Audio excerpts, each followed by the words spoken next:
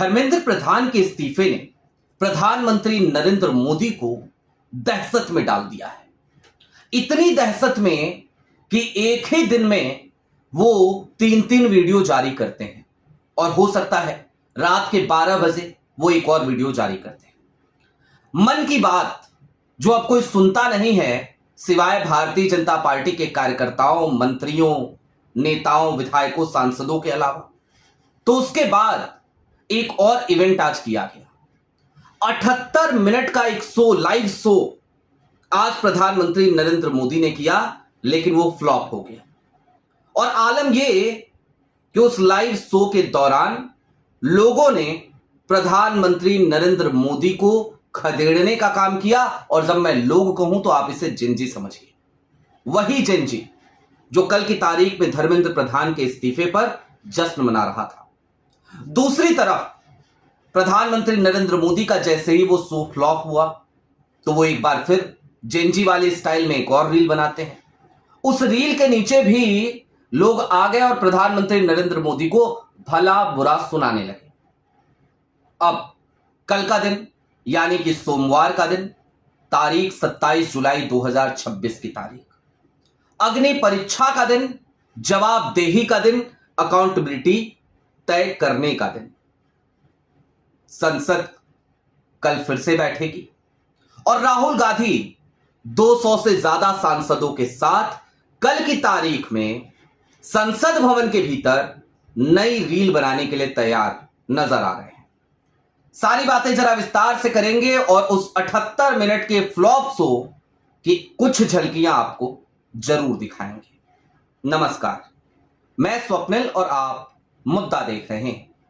दोस्तों आगे बढ़ें उससे पहले वही छोटी सी अपील। मुद्दा इन दिनों एक गंभीर आर्थिक संकट से जूझ रहा है। एक तरफ जहां हमारे मेन बैंक अकाउंट्स बीते लंबे समय से फ्रिज चल रहे हैं, तो दूसरी तरफ हमारे 2.5 साल पुराने चैनल को हमसे लंबे समय तक छीन कर रखा गया था। ऐसे में डे टू डे ऑपरेशंस में मुद्दा को काफी मुश्किलों का सामना करना पड़ रहा है।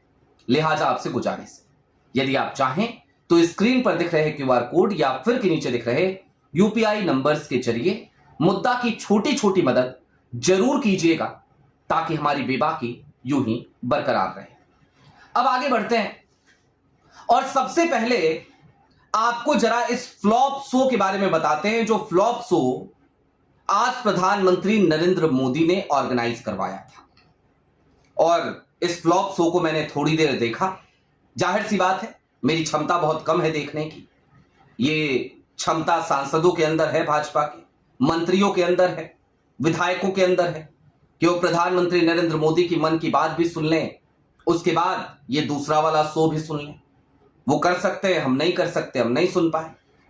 लेकिन दोस्तों इस पूरे शो को नाम दिया गया युवाओं से संवाद। और माई भारत कार्यक्रम के तहत वाइब्रेंट विलेज 2026, विकसित वाइब्रेंट विलेज 2026 ये नाम दिया गया। और इसके तहत जिन वॉलंटियर्स ने काम किया उनसे आज संवाद कर रहे थे। ऐसे 4 ग्रुप थे। लेकिन इस देश का जिंजी क्या कर रहा था? जब उस प्रोग्राम में जिंजी की बात हो रही थी ना, तब जिंजी क्या कर रहा था ये आपको देखना चाहिए। और नमूने के तौर पे मैं आपको कुछ कमेंट्स दिखा देता हूं। मसलन ये यूट्यूब पे कमेंट्स आए हैं, आपके स्क्रीन पर हैं। हमसे भी संवाद कीजिए, हम भी युवा हैं। प्रधानमंत्री जी, जिंजी कह रहा है इस देश का, ये कहां से खोज के लाए, वो हमसे ही संवाद कर लो, हम भी युवा हैं। इतना ही नहीं, ये देखिए एक दूसरा कमेंट, प्रेस कॉन्फ्रेंस कीजिए और युवाओं के सवालों का जवाब दीजिए। अब लीजिए, इन भाई ने ऐसी बात कह दी, मतलब प्रेस कॉन्फ्रेंस नाइटमेयर है एक तरीके का प्रधानमंत्री नरेंद्र मोदी जी के लिए। डरते हैं वो इस शब्द से, क्योंकि वो प्रेस को किसी भी तरीके से दबाने का, सप्रेस करने का जो काम उन्होंने अब तक किया है उसमें ही उनको महारत हासिल है। जब प्रेस कॉन्फ्रेंस होती है तो वहां पे एडिटर नहीं जाते, वहां पे एंकर्स नहीं जाते, अधिकतर नहीं जाते, वहां पे रिपोर्टर्स होते हैं। और रिपोर्टर्स बड़े अजीब प्रवृत्ति के लोग होते हैं भाई, बहुत अजीब प्रवृत्ति के। उनके अंदर जर्नलिज्म होता है, जर्नलिज्म जिंदा होता है। कोई ना कोई सवाल ऐसा जरूर आएगा जिसमें मोदी जी फंसते हुए नजर आएंगे, तो प्रेस कॉन्फ्रेंस नहीं कर सकते। लेकिन युवा कह रहे हैं प्रेस कॉन्फ्रेंस कीजिए। मतलब आप ये समझिए कि 78 मिनट के इस पूरे शो में लगातार लोगों ने, इस देश के जिंजी ने मोदी जी को आज खदेड़ने का काम किया। अच्छा चलिए, कुछ लोग होते हैं बेइज्जती का एहसास होता है कि यार मन की बात सुबह में किया था, उसमें इतने कमेंट्स आए, लोगों ने इतनी गालियां दी। उस दिन मैंने रात को वीडियो डाल दी थी रील बना के इंस्टाग्राम फॉर्मेट में, लोग मुझे लगे बताने कि कैसे करना है कैसे नहीं करना है। और नीचे जो है भले उसको 303 मिलियन लोगों ने देखा, रिकॉर्ड बना, लेकिन रिकॉर्ड उसमें इस बात का भी बन गया कि भाई कितने लोग मोदी जी को कोस रहे हैं। तो उससे भी सबक नहीं लिया मोदी जी ने। आज मन की बात से सबक नहीं लिया तो क्या किया, ये युवाओं से संवाद किया। यहां भी बेइज्जती हो गई तो ट्विटर पे चले गए फिर से और इंस्टा पे चले गए फिर से, एक मिनट का एक और रील शेयर किया। मतलब बेइज्जती का कोई एहसास हुआ नहीं मोदी जी को। मोदी जी इन सब चीजों से बहुत परे हैं और आज मुझे लगता है वो वाकई में नॉन बायोलॉजिकल हैं। उनको फर्क ही नहीं पड़ता, कोई कुछ भी बोल दे, कितना भी कपड़ों पे दाग लग जाए, मिट्टी लग जाए, ऐसे उठा के झाड़ते हैं, आगे चल देते हैं। लेकिन दोस्तों ये तो हुई बेइज्जती की बात। कल क्या होने जा रहा है वो और ज्यादा मजेदार है। देश के जिंजी ने तो खदेड़ा दौड़ाया, जंतर मंतर पे लाठियां खा के भी धर्मेंद्र प्रधान को भगा दिया, वो सब तो हो गया। और लेकर के एक नया नमूना भी आ गए, प्रहलाद जोशी, जिनके बारे में अभी थोड़ी देर पहले मैंने एक वीडियो करी है, जाके देखिएगा आप उसे। आई ओपनर है वो, आसमान से गिरे खजूर में अटके। जो लोग खुश हो रहे हैं ना कि धर्मेंद्र प्रधान का इस्तीफा हो गया, वो इस कहावत को याद रखें, आज नहीं तो कल फिर से साबित होगा कि आसमान से गिरे खजूर में अटके। लेकिन कल 27 जुलाई संसद बैठेगी साहब, मोदी जी आएंगे कि नहीं आएंगे ये बड़ा सवाल है। आते नहीं है। अब मोदी जी ने जो 1 मिनट की रील आज जारी करी उसमें बताया कि हम और कड़े कानून लेकर के आ रहे हैं पेपर लीक को लेकर। अरे पिछली बार भी लेकर के आए थे पेपर लीक, जब हुआ था नीट का, तब भी आप कड़े कानून लेकर के आए थे। उस कड़े कानून से क्या हो गया भाई?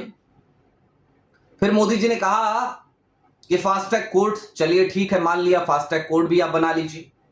बड़ी मछलियां हमेशा बचती हैं मोदी जी, दिक्कत इस बात की है। और आज की तारीख में वो पुराना पेपर लीक का कानून भी चलेगा, कड़े प्रावधान उसमें भी हैं। आज की तारीख में सबसे बड़ा सवाल जो है ना, वो कल आपसे विपक्ष पूछेगा, राहुल गांधी पूछेंगे, और राहुल गांधी के साथ 200 सांसद और पूछेंगे। कल की तारीख में वो सवाल आपसे अखिलेश यादव भी पूछेंगे और एमके स्टैलिन की पार्टी डीएमके भी पूछेगी। ये इस मुगालते में मत रहिएगा कल कि आपसे डीएमके सवाल नहीं करेगी, वो भी करेगी, सब करेंगे। और वो सवाल क्या है कि 20 जुलाई को इस देश के छात्रों के साथ बर्बरता क्यों की गई, किसके आदेश पर की गई, पैलेट गन क्यों चलाई गई। उस लड़के इरशाद या क्या नाम है जिसके साथ राहुल ने एक प्रेस कॉन्फ्रेंस करी, मीडिया बाइट दी, उसकी आंखों की रोशनी अगर चली गई तो उसका जिम्मेदार कौन होगा। इस देश के एक पत्रकार को पैलेट गन के छर्रे लगे, वो इस वक्त फिलवक्त जो दर्द झेल रहा है उसके लिए जिम्मेदार कौन होगा। आज की तारीख में जिन फोर्सेस की वहां ड्यूटी लगी, अगर उनकी तरफ से यह बयान आ रहा है कि जितने की आवश्यकता नहीं थी उससे ज्यादा फोर्स हमने इस्तेमाल किया वहां पर, तो इस बयान के लिए जिम्मेदार कौन है, जवाबदेह कौन है। अभी धर्मेंद्र प्रधान का इस्तीफा हुआ है केवल, अभी इन तमाम सवालों के जवाब खोजने बाकी हैं मोदी जी। वो बच्ची जो साक्षी है, जिसके परिवार वाले आज की तारीख में आपकी सत्ता की वजह से और पुलिसिया सिस्टम की वजह से इतना डरे हुए हैं कि उस बच्ची की अपडेट पत्रकारों को लेने नहीं दे रहे। दैनिक भास्कर की टीम उनके घर पहुंचती है तो उनको फोन करके कहा जाता है कि आप घर मत आइए, अगली बार मत आइएगा। पुलिस ने उस बच्ची को जहां पर वो भर्ती है वहां पर जगह जगह पर पर्देदारी कर रखी है, लोगों को वहां जाने नहीं दिया जा रहा, उस बच्ची को कुछ होता है तो जिम्मेदार कौन होगा? और उस बच्ची ने जो दर्द इस समय झेला है उसका जिम्मेदार कौन है? उसकी जवाबदेही किसकी है? जिन बच्चों के सर फूटे, जिन बच्चों ने लाठियां खाई, उनकी जवाबदेही किसकी है? तो फिलहाल वक्त इन तमाम जवाबदेहियों का है, इसकी अकाउंटेबिलिटी सेट करने का है। और कल विपक्ष आपसे यही सवाल करेगा और आप एक बार फिर कल की तारीख में रील बनाते हुए शायद रोते हुए नजर आए। पता नहीं क्यों दिल से मुझे ऐसा लग रहा है कि आप ऐसा करेंगे जरूर, और आप कहें कि देखिए मेरी तपस्या में कोई कमी रह गई हो तो बताइए, मैं तो बहुत ईमानदारी से अपना काम कर रहा हूं। ईमानदारी दिखाने की चीज नहीं होती, ईमानदारी आपके कर्मों में परिलक्षित होती है, जो प्रधानमंत्री मोदी जी, माफ कीजिएगा, 2012 से लेकर अब तक हमें नहीं दिखी। और मैं जब 2012 कह रहा हूं ना, तो ये मत सोचिए कि मैं आपको ये कह रहा हूं कि आप तो 2014 में प्रधानमंत्री बने, 2012 से आपने जो कुछ शुरू किया इस देश में, उसके बाद से ही हमको कभी ईमानदारी नहीं दिखी। और 2012 वही साल था जब आप उत्तर प्रदेश में आए, तो आने से पहले आपने शर्त रखी थी कि संजय भाई जोशी को हटाया जाए। आपने उनको पहले नेपथ्य में डाला। आपकी ईमानदारी हमेशा से सवालों के घेरे में रही है, आज भी है, और आप इस्तीफा देकर चले जाएंगे ना जिस दिन, उस दिन भी रहेगी। लिहाजा मोदी जी, चलते चलते एक छोटी सी बात, वो कहते हैं ना कि आप ये जो पीआर का आपका सिस्टम है ये बहुत मजबूत है। देखिए ऐसा है, भ्रम कुछ दिनों तक कुछ लोगों के दिमाग में आप डालकर रख सकते हैं, लेकिन अब वो भ्रम टूट चुका है। अब लोग आपसे सवाल पूछना सीख चुके हैं, और इस देश या दुनिया के किसी भी देश जो लोकतांत्रिक हो, उसकी बुनियादी जरूरत है कि वो सवाल पूछे। बहरहाल अभी के लिए दीजिए इजाजत। चलते चलते फिर वही अपील, चैनल पर नए हो तो सब्सक्राइब करते हुए जाइएगा, सक्षम हो तो मुद्दा की छोटी छोटी मदद जरूर कीजिएगा, ताकि हमारी बेबाकी यूं ही बरकरार रहे। बहुत शुक्रिया।